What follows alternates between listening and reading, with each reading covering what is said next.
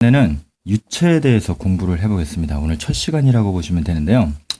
유체는 참 이게 다른 과목에서 잘 다루질 않죠. 초점이 좀 안 맞네요. 사실 그 기체, 액체, 고체 이렇게 물질의 상태를 배우지만 여기에 또 요즘에는 플라스마까지 치죠. 이렇게 치는데 이 자세한 설명은 또 못할 것 같아요. 그런데 이 중에서 예를 들면 기체에 대해서는 언제 배우냐면 화학에서 기체의 상태 방정식이라든가 기체 분자 운동론 자세하게 배우죠. 고체는 말할 것도 없고요. 물화생지에서 거의 다 다루고 있는 물질의 상태니까. 근데 제일 지금 중요한 게 이제 액체인데, 액체는 화학에서 이제 수용액 정도로만 다루고 실제로 이 액체의 어떤 물리적 성질에 대해서 자세하게 배울 기회가 이 물리원밖에는 없어요.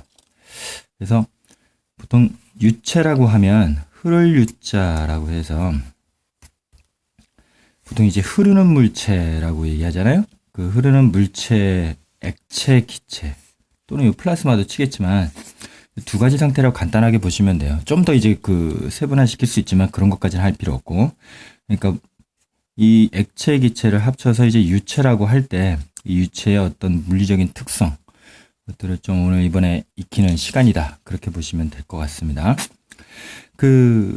일단 흐르는 성질이 있으니까 유체의 특성은요, 첫 번째는 뭐냐면 이게 어떤 고체처럼 일정한 형태를 가지고 있지는 않아요. 그죠? 그래서 이 일정한 형태가 없다? 예. 이제 가장 큰 특징이죠. 그래서 여기에서는 이제 우리가 지금까지 고체에서 적응했었던 질량이란 개념을 좀 쓰기에는 약간 좀 애매한 면이 있어요. 그래서 보통 이걸 대신에 대체용품으로 어떤 개념을 쓰기 시작하냐면 밀도라고 하는 개념을 쓰게 됩니다. 이 밀도 또 모르시죠? 이 또 그리스 문자로 뭐요? 예. 로우라고 이렇게 읽어요. 아셔야 돼요. 근데 이거는 초등학교 때 배우셨을 거예요. 밀도와 질량과의 관계는, 예를 들면 질량 구할 때 어떻게 해요? 밀도에다가 뭐 곱하면 된다? 예, 부피 곱하면 된다. 기억하시죠? 이 개념을 이번에 좀 써야 될 겁니다. 주로 유체에서는 어떤 거요? 밀도 개념을 많이 쓰게 된다. 이렇게 이해하시면 되고요. 두 번째 또 중요한 특성으로는요, 이 유체는 흐르는 성질이 있어요. 흐를 유체잖아요. 흐르는 성질이 있는데 뭐 때문에 흐르냐면, 물론 힘에 의해서 움직이지만 유체를 다룰 때는 압력이라는 표현을 많이 씁니다. 그러니까 주로 압력이 어때요? 큰 곳에서, 큰 지점에서 압력이 작은 지점으로 반드시 자발적으로 흐르게 되어 있다는 겁니다. 예. 그래서 공기도 고기압에서 저기압으로 바람이 흐르죠. 이렇게 공기 덩어리가 이 고기압에서 저기압으로 흐르게끔 하는 그 힘, 그거를 뭐라 해요? 기압 경도력이라고 얘기했었죠. 지구과학에서요. 그리고 또 해수, 바닷물 같은 경우에서 높이차가 생기는 경우나 압력차가 생기는 경우가 있어요. 그때 높은 곳에서, 압력이 높은 곳에 저기압은 아니지? 압력이 낮은 곳으로 또 이렇게 움직일 때 생기는 그 힘, 그거를 수압 경도력이라고 얘기했었죠. 예. 나중에 이제 공부할 때 참고하세요. 그렇다면 이제 이 압력이라는 개념을 또 새롭게 도입을 해야 되는데, 이미 다 알고 있어요. 압력이라고 하는 건 어떻다? 단면적 F, 또 A분의 F라고 쓴다. 그리고 이것은 힘, 그 다음에 이게 단면적, 이렇게 되니까 어떻게 해요?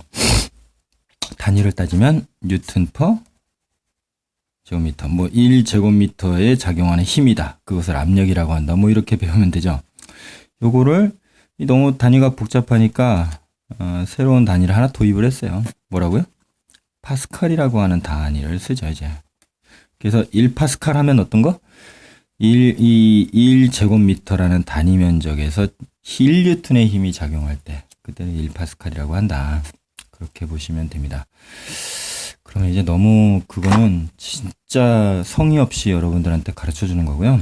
사실 그 압력이라고 하는 거, 이 개념을 좀 잘 이해하셔야 돼요, 사실은요. 다시 말하면 힘이라고 하는 거, 그러니까 이 어떤 물체가 실제로 뭔가 이렇게 받는 힘의 효과라고 보시면 될 것 같아요. 압력이란. 예. 그래서 여러분, 적절하지 않은데, 동영상에선. 수업 시간에 많이 했었죠. 그러니까, 어떤 물체에 내가 이제 힘을 가했을 때, 그 물체가 받는 뭐랄까, 그 힘의 실제적인 효과라고 할까요? 그것이 뭐와? 힘뿐만이 아니고, 뭐와 관련이 있다? 그 힘이 미치는 단면적과 관련이 있다라고 하는 겁니다. 그래서, 종이를 뚫을 때 내가 예를 들면 이걸로 유의하는 게 낫겠네요. 똑같은 힘을 줘서 요 면적에 내가 이렇게 치면 종이는 절대로 뚫지 못하겠죠. 그쵸? 왜냐면 이 힘이 종이에 미치는데 내가 지금 이렇게 치는 이 힘이 종이에 미치는데 어때요? 요 단면적에 걸쳐서 이 힘이 작용하고 있죠. 종이에. 근데 종이를 뚫을 수 있는 게 있어요. 방법이. 어떻게 해요? 이거 좀 망가지면 안 되는데. 똑같은 힘을 주더라도 어떻게? 그 힘을 가하는 면적을 극소화시키면 되죠. 다시 말하면 어떻게 해요? 요 힘은 똑같지만 힘을 만약에 똑같이 가한다고 가정하면 똑같이 가해도 단면적으로 아주 극소화시키면 어때요? 이 종이가 받게 되는 힘의 효과, 압력이 어떻다? 굉장히 커지게 되죠. 그래서 실제로 어때요? 똑같은 힘을 주더라도 뚫리게 돼 있어요. 그쵸? 이거 덕분에 이게 지금 나가버렸네요. 그쵸? 아무튼, 여러분들, 이런 그 압력 개념을 잘 기억하시고, 그리고 이 진짜 중요한 얘기. 그러니까 이 압력이라고 하는 건 뭐다, 결국에? 힘이라고 하는 것과 단면적이 두 가지 효과에 관련이 있다. 이렇게 하시면 됩니다. 그래서 보통 우리 신발을 신을 때는 어때요? 여자분들 얘기인데, 신발을 신을 때는 보통 이 신발 전체 이 단면적에 내 몸무게가 다 들어가지만, 그러나 이 하이힐을 신을 때는 어떻게 되느냐? 이 발바닥 면적 전체에 그 몸무게가 실리나요? 그러진 않죠. 어디에만요? 어디에 실려요? 뭐 남자 그 학생들은 누나한테 물어보고, 엄마나 여학생들은 언니한테 물어보세요. 어디에 미쳐요? 이 발 뒤꿈치로 이렇게 디디는 줄 아시죠? 천만의 말씀이요. 그렇지 않아요. 이 하이힐이 이렇게 생겼어요, 여러분. 그래서 제가 이렇게 많이 연구한 건 아닌데, 이렇게 해서 이 발이 왜 하이힐을 신느냐? 보통 이제 많은 여성분들의 그 다리가 이렇게 높은 굽을 신으면 이 각선미가 이렇게 자연스럽게 잘못됐네. 이렇게 모양이 바뀌어 버립니다. 이렇게 이쁘게요. 이렇게 바뀌어 버려요. 이렇게 되는데 문제는 여기에 그 몸무게가 걸리는 게 아니고요. 어디에요? 여기에 걸려 버립니다. 여기. 그러니까 똑같은 몸무게를 버티고는 있지만 어떻게 해요? 신발을 신었을 때, 보통 신발을 신었을 때 전체 단면적에 했던 것이 어때요? 하이힐을 신을 때는 오직 여기, 이 발가락으로 거의 버티신다고 보면 돼요.